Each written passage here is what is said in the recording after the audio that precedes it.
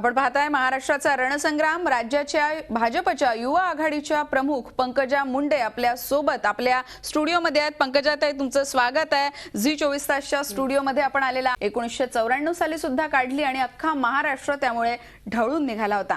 1995 साली राज्यात सेना भाजपचं सरकार आणण्यात या संघर्ष यात्रेची सुद्धा महत्त्वाची भूमिका होती आणि हेच स्वप्न उराशी घेऊन जिजाऊंच्या जन्मस्थानापासून म्हणजेच सिंदखेड राजापासून पंकजा मुंडे आपल्या संघर्ष यात्रेला सुरुवात करतात आणि याच निमित्ताने आपण त्यांच्याशी चर्चा करणार आहोत। पंकजाताई, ही संघर्ष यात्रा सुरू होतीये, पण या संघर्ष यात्रेची नेमकी कल्पना काय आहे, कुठून कुठपर्यंत ही संघर्ष यात्रा जाणार आहे आणि फलित काय अपेक्षित आहे? मुंडे साहेबांच्या अचानक निधनानंतर महाराष्ट्रातल्या लाखो लोकांना असं वाटायला लागलं की आता आमचा कोणी वाली नाही, आमचा कोणी आधार नाही। आणि त्यांच्या निधनानंतर या लाखो लोकांनी मला परत उभारी घेण्यासाठी परत एकदा समाजाच्या कामासाठी, समाजाच्या सेवेसाठी स्वतःला झुंपण्याची एक दिशा दिली। आणि म्हणून मग मी ठरवलं की या लोकांना जायचं आणि जे लोक हे मुंडे साहेबांवर प्रेम करत होते, हे भारतीय जनता पार्टीशी वर्षानुवर्षे जोडले गेले होते, त्या लोकांना आपण परत एकदा तो विश्वास द्यायचा की आम्ही तुमचं प्रतिनिधित्व मुंडे साहेब नसले तरी भारतीय जनता पार्टी आणि मी तुमचा त्याच्यातला दुवा बनून तुमचं नेतृत्व करीन, तुमचे प्रश्न सोडवीन आणि तुमचा आधार हा समाजामध्ये जे मुंडे साहेबांच्या नसण्याने तुम्हाला निराधारासारखं वाटतंय ते वाटू देणार नाही, हा विश्वास त्यांना देण्यासाठी मी लोकांपर्यंत जाण्याचा निर्णय घेतला। मुंडे साहेबांच्या नंतर आपण ही संघर्ष यात्रा काढताय, दिलासा देण्याचा प्रयत्न करताय, मुंडे साहेबांच्या जागी लोक आपल्याला पाहतायत, पण हा सगळा जो प्रवास असणार आहे तो कुठे कुठे असणार आहे, कोणकोणत्या मतदारसंघातून हा प्रवास सुरू होईल, यामधले शिवसेनेच्या वाट्याचे मतदारसंघ किती, भाजपच्या वाट्याचे मतदारसंघ किती, याचा काही अभ्यास आपण केलेला आहे का? ही यात्रा ही सिंदखेड राजावरनं सुरू करणार मी आहे। जेव्हा मुंडे साहेब गेले तेव्हा ज्या सगळ्या भागातनं लोक आले, त्यांनी मला एकच शब्द मागितला, एकदा आम्हाला भेट द्यायला या। मग मी विचार केला आता यांना यात्रेच्या माध्यमातूनच आपण भेट द्यावी आणि सिंदखेड राजावरनं ही यात्रा सुरू होते। 94-95च्या काळात मुंडे साहेबांनी यात्रा काढली, त्याला संघर्ष यात्रा हे नाव दिलं आणि त्या संघर्ष यात्रेचा ब्रँड मुंडे साहेबांशी कायम जोडला गेला। मी जेव्हा यात्रा काढायचं ठरवलं आणि माझी टीम रेकीसाठी या भागांमध्ये फिरत असताना लोकांचे मला फोन यायला लागले की ताई, संघर्ष यात्रा आमच्याकडे कधी येणार? मग लोकांनी त्याचं नामकरण संघर्ष यात्रा असं करून टाकलं आणि म्हणून मग मी याचं नाव पुन्हा संघर्ष यात्रा असं ठेवलेलं आहे। कारण मुंडे साहेब नसल्यामुळे पुन्हा संघर्षाची वेळ त्या सर्व लोकांवर आली आहे आणि त्या संघर्षाला ते सामोरं जाण्यासाठी तयार आहेत, हा आत्मविश्वास एक त्यांच्यामध्ये निर्माण करण्यासाठी यात्रा आहे। त्यामुळे पुन्हा संघर्ष यात्रा आहे। यात शिवसेना आणि भारतीय जनता पार्टीचे मतदारसंघ दोन्ही असतील। कारण असं आहे की आम्ही जी यात्रा ज्या रूटमध्ये जाणार आहोत मध्यंत कुठेतरी शिवसेनेचा मतदारसंघ येणार आहे। मुळात जिथे सुरू होते तो शिवसेनेचा मतदारसंघ आहे, सिंदखेड राजा। पण या मला जिजाऊंचं दर्शन घेऊन ही यात्रा सुरू करायची होती आणि जिजाऊंनी अवघ्या 16 वर्षाच्या शिवबाला एक ताकद दिली, स्वराज्य आणि सुराज्य स्थापनेचं स्वप्न दाखवलं, त्या माझ्या आदर्श असल्यामुळे तिथून ही संघर्ष यात्रा सुरू करायची आहे। त्यामुळे संघर्ष यात्रा काही ठिकाणी जरूर शिवसेनेच्या मतदारसंघातनं जाणार आहे। शिवसेना मनापासून स्वागत करणार आहे या संघर्ष यात्रेचं? साहजिक करेल शिवसेना स्वागत, कारण जिथे ही संघर्ष यात्रा झाली तिथे खासदार भारतीय जनता पार्टीचा आहे, काही जिल्हा परिषद सदस्य भारतीय जनता पार्टीचे आहेत, भारतीय जनता पार्टीची टीम सुद्धा त्या तालुक्यामध्ये जिल्ह्यामध्ये आहे। त्यामुळे सर्वांनी मिळून हा कार्यक्रम घेतील असं मला वाटतं। तुम्ही म्हणताय ताई सर्वांनी मिळून, पण महायुतीमधली जी बोलणी आहे ती काही अजून पूर्ण होताना दिसत नाहीये, अजूनही गणित जुळत नाहीये। हे पहा, महायुतीमध्ये बोलणी चालू आहेत, नाही असं नाही, कोणाचंही गणित जुळलेलं नाही आणि महाराष्ट्रामध्ये अजून कोणत्याही पक्षांनी आपली त्या ज्या पक्षाशी युती आहे त्याच्याबद्दलचं कुठलंही फायनल पिक्चर दिलेलं नाही।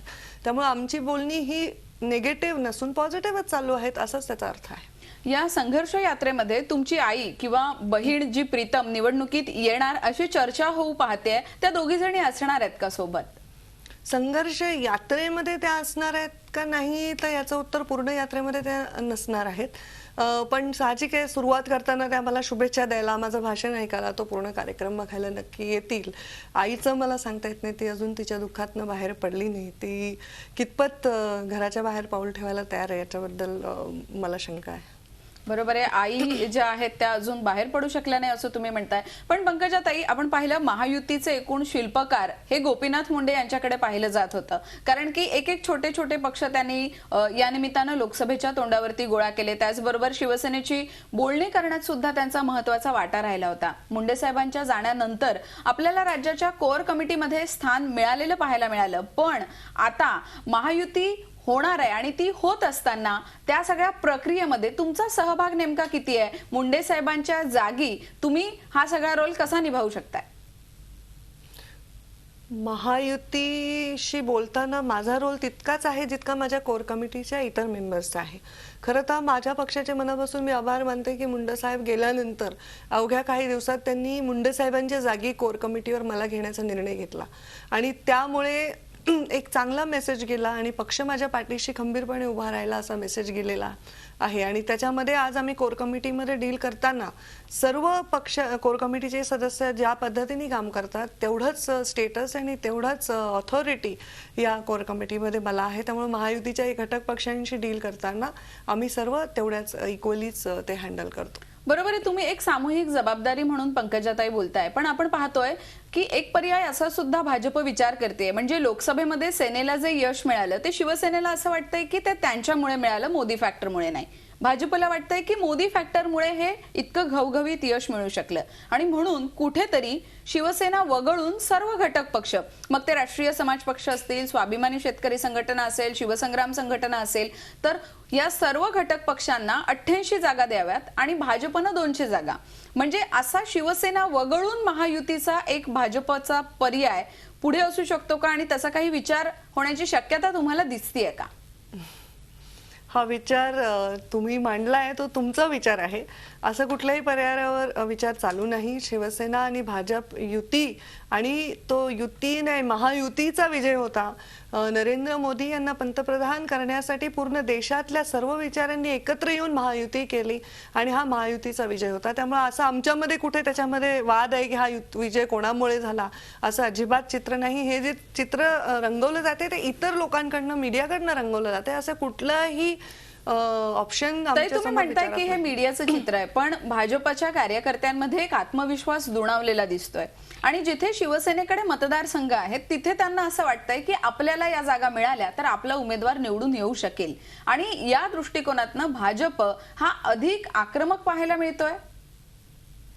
साहजिक आहे, भाजपमध्ये आत्मविश्वास दुणावला ह्याच्यामध्ये काही नकारण्यासारखं नाही. कारण आम्ही सत्तेबाहेर होतो इतके वर्ष आणि ज्या नरेंद्र मोदींना पंतप्रधान बघायची आमची इच्छा होती ती इच्छा पूर्ण झालेली आहे आणि अशा रीतीने पूर्ण झाली आहे की एकदम क्लीन स्वीप झालेली आहे. इतकं क्लीन स्वीप झालंय की विरोधी पक्ष नावाचं जे घटनात्मक पद आहे त्या पदाला सुद्धा हवेसे तेवढे उमेदवार काँग्रेसला निवडून आणता आले नाही, विरोधी पक्षाला निवडून आणता आले नाही.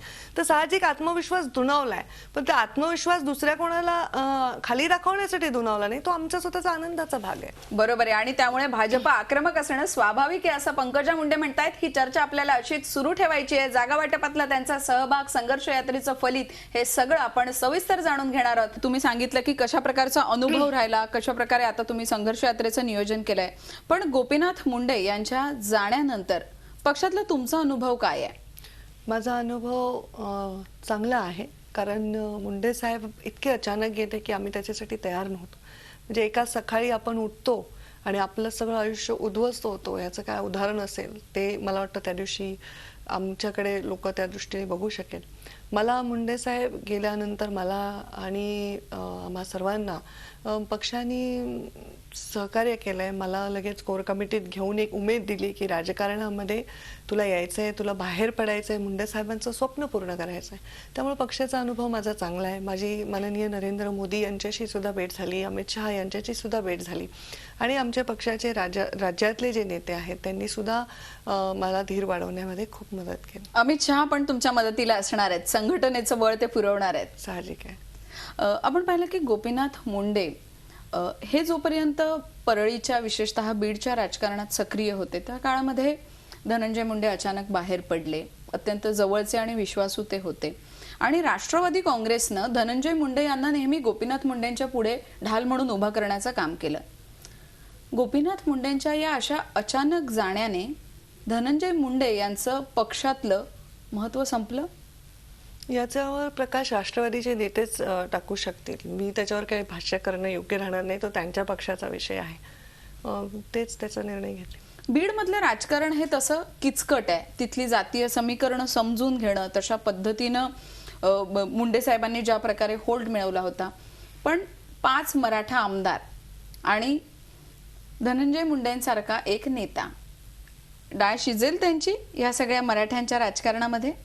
आता डाळ शिजायची असते तर या लोकसभेमध्ये ती शिजली असती, कारण जेवढे प्रयत्न त्यांनी करायचे होते तेवढे प्रयत्न केले, पण तसं काही झालं नाही. त्यामुळे मुंडे साहेबांचं नेतृत्व हे लोकांच्या मधलं नेतृत्व होतं, लोकांना हवं असणारं नेतृत्व होतं.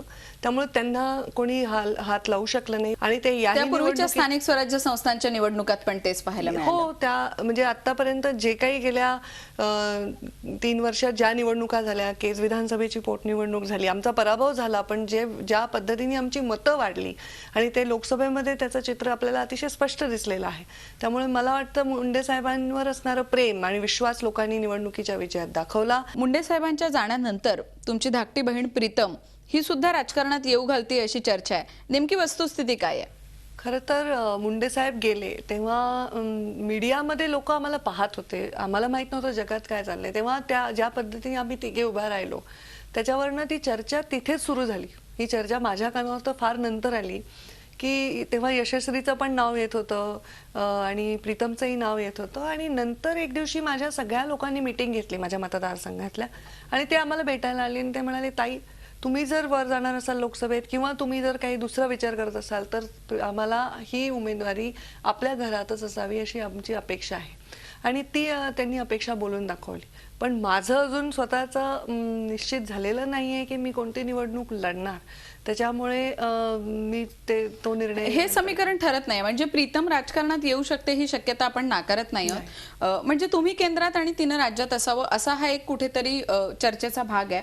पण भाजप नेहमी घराणेशाहीच्या राजकारणावर टीका करत आली. तर तुम्हाला कुठेतरी असं वाटतंय का की आपल्याकडनं हे होऊ शकतं किंवा हे होतंय घराणेशाहीचं राजकारण? हे पहा, घराणेशाहीच्या राजकारणावर भारतीय जनता पार्टीने टीका केली.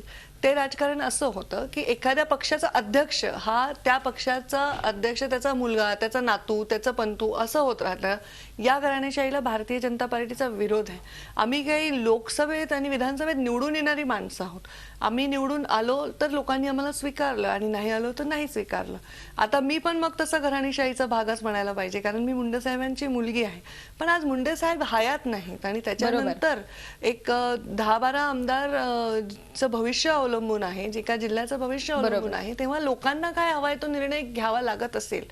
तसं तर माझ्या दोघी बहिणी राजकारणात येण्यासाठी उत्सुक नव्हत्या, त्या कधीच कुठे नव्हत्या. बरोबर, पण मुंडे ही परिस्थिती आमच्यावर जी आली आहे, बरोबर, त्याच्यामुळे लोकांना काय हवंय हे देणंच खऱ्या राज्यकर्त्याचं कर्तव्य, आणि लोकांना काय हवंय तेच देईन. उद्या ते नाही म्हणाले तर तसंही होईल. बरोबर आहे. म्हणजे लोकांचा हा आग्रह विशेषतः परळीमधनं जो आहे तो पंकजा ताईंसाठी होतोय. त्यामुळे कदाचित केंद्रामध्ये पंकजा आणि राज्यामध्ये प्रीतम हे समीकरण सुद्धा आपल्याला पाहायला मिळू शकतं. पंकजा ताई, धन्यवाद. आणि तुमच्या संघर्ष यात्रेला सुद्धा झी24 तासच्या वतीनं शुभेच्छा देऊयात. सिंदखेड राजा ते वर्षा हा प्रवास आता पंकजा मुंडे यांचा होतो का हे पाहणं सुद्धा महत्वाचं असणार आहे. आगामी काळात हा सगळा प्रवास आम्ही आपल्या प्रेक्षकांपर्यंत पोहोचवत राहणार आहोत. तुर्तास धन्यवाद. पहा फक्त झी24 तास. रहा एक पाऊल पुढे. झी24 तास रहा एक पाऊल पुढे.